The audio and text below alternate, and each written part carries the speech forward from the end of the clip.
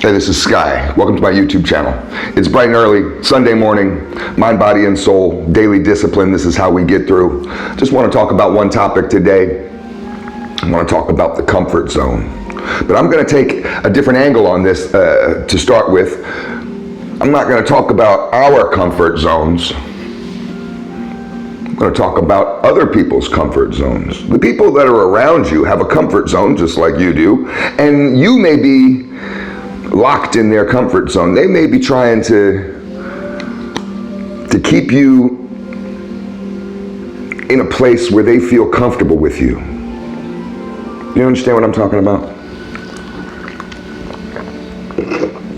Sometimes it's more comfortable for us if the people around us don't change.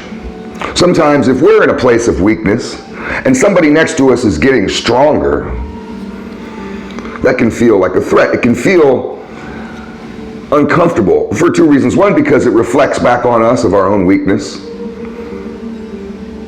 And two, it feels like we're being left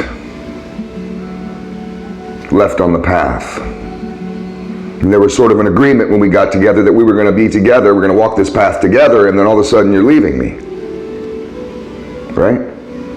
Because when somebody changes and progresses and you stay the same, even if you're together in a relationship, they're still leaving you. They're still walking away from you as you stand there stuck. And sometimes when we change, when we go through our transformations, which is natural, every 5 years your body and your mind change. And sometimes there's people in our lives, could be your closest friend, could be family, that they don't feel comfortable with our change. And they'll take steps, manipulative steps. They'll take action. They'll try to hold you back. They may verbally berate you. They may sabotage you in ways. A real good way is just to break someone's spirit subtly, kindly. You can break someone's spirit in a loving way. A true manipulation does it that way. You don't have to be mean to break someone's spirit. You can pretend that you're the one there to catch them as they fall. They didn't even know they were falling. You've convinced them. This is how weak people sometimes solidify their roles in relationships. I'll always be there for you. I'm the only one that's going to be there for you. And you wonder why you never seem to progress forward, and maybe because you're too tied in with somebody else's journey. Just because we can be in relationships with people and we can walk side by side together, we have our own path. Me and you can walk side by side together for a long time, but we're walking our own path, even though it may appear to others or even seem like, since we're relating, that we're both walking together. At any point, we can decide to stray from each other because we have our own individual goals. So as we walk the path, we can only think about our own steps. I can't think about yours. I can't force yours. We naturally, if you ever walk next to somebody, obviously probably have, we naturally go in step with them without even thinking about it. It feels better. You can, your feet will start moving together. Some people look at that vibe of say when you're walking and your feet just naturally happen to move together, just spontaneously. It's just timing. It's not magic, it's just timing. Some people look at that as a place to live. That's where their comfort is. It's like a hammock that supports them, and you're one of the pillars.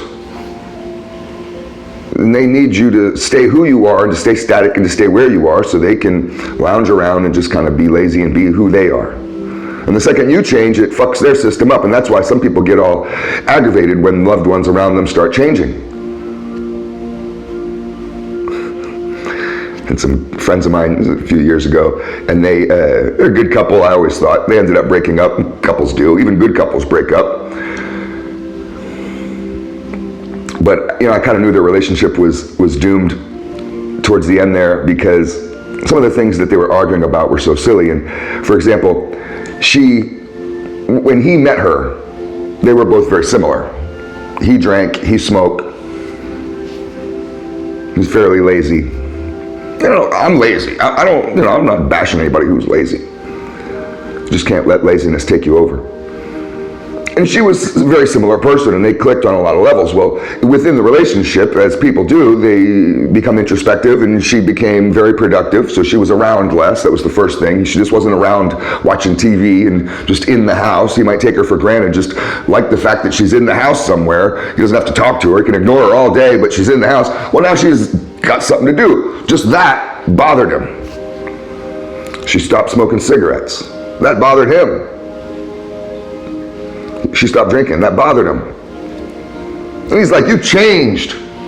But all it was a reflection inward, right? Because all those things were stuff that he couldn't change or didn't want to change about himself. He liked being around somebody who was mutually as weak, equally as weak. Weak people always go together. That's how they survive. They adhere together like lint. They have to. And if you become stronger, it's like you're just taking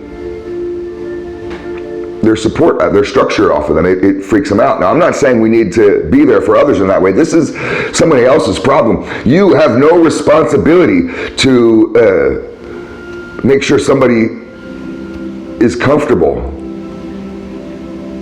You have no responsibility to uphold the structure of someone's comfort zone. You have no obligation to be someone's comfort zone. People lock you up for their own comfort. They will keep you locked up like a prisoner for their own comfort.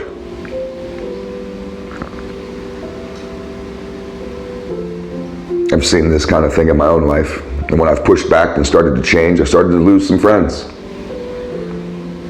It was tough for me to understand at first. I really, truly didn't understand it. Why would I lose friends? I'm becoming a better person. Why would that make me lose friends? Seems like it's the other way around. I mean, you like that violent psychopath that I used to be, but I realized that's true. That's what was going on. When I changed, when I started to get up off my ass and move forward on the path of life, all the lazy motherfuckers around me were just like, what's up with that fucking guy? Fuck him. As if I just took one of the support beams out of the fucking building. Because the weak people always come together to make this solid structure. They can't be on their own. And one of the weak motherfuckers gets up and says, I'm going to start going to the gym. I'm going to change this fucking bitch mindset that I got. They all look at that as just like, well, you're ruining everything. They want to keep you locked up. And some people stay locked up for their whole lives. It's sad because they never realized their potential. They could have been great.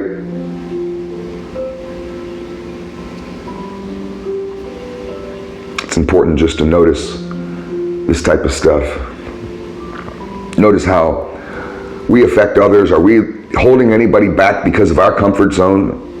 It's the worst thing you can do. That's violence. Is to hold someone back from their potential just because you're so weak that you feel like you need them there.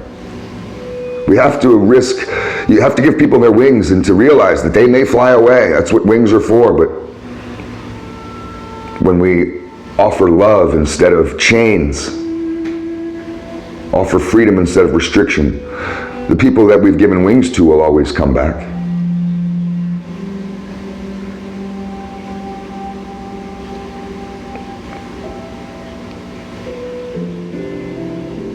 Let yourself out of prison. Get rid of the motherfuckers around you that are holding you back in life, that aren't allowing you to move forward. And check yourself as you're doing that. Are you holding your wife back from her dreams? because you're just a loser? Are you holding your kids back from their future because you want them around longer, because you're narcissistic?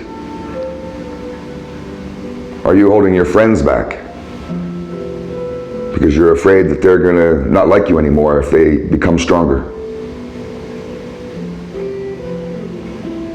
It's all food for thought. Happy Sunday.